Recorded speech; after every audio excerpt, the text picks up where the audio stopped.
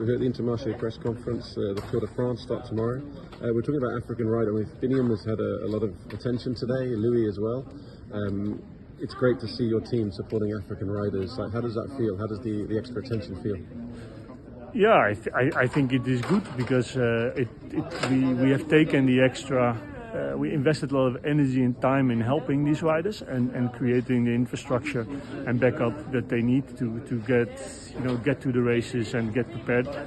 So it's nice when you get that recognition, and I think that is what shows here today. And I hope we can we can show with these guys again a good Tour de France. We did it with Louis last year already, and I think we are in a nice position. I mean, we are not the big budget teams, but with hard work, you can help these guys get on this stage, and it's nice that we get the recognition for it. Absolutely. One of the problems we keep seeing for African riders is the issue of visas. There still isn't a sport visa for most athletes. We're hearing that even getting to the World Championships in the UK is a difficult thing. Yeah. Biniam has to go home occasionally. Like, what effect does that have, and how much extra work is that for you as a team?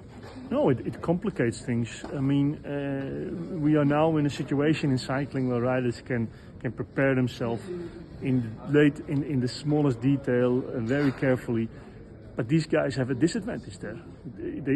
Some riders lose a week because they have to sit at some embassy in a city where they cannot train, and that is what the difference is. We are never sure that we have a good preparation, because in a bad case scenario we have to send Biniam somewhere where he sits in a hotel for 3 days, and then we hope that we get a visa.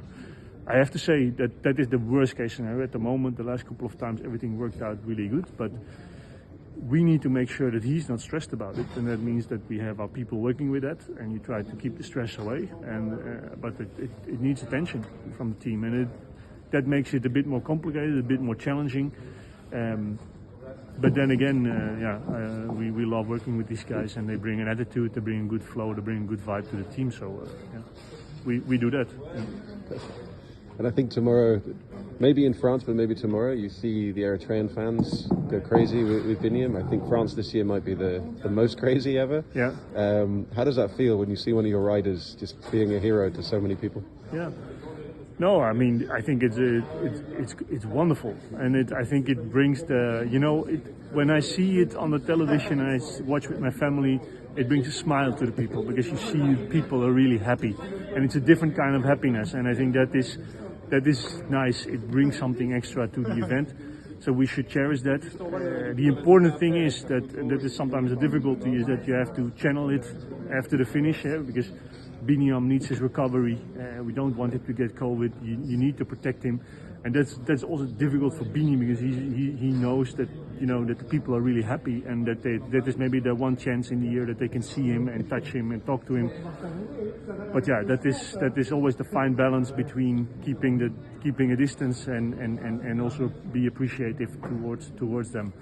And I think it's like what Bini says, is that come all to Paris, and then we see you guys there, and then we make a party. But yeah, that is no, we see.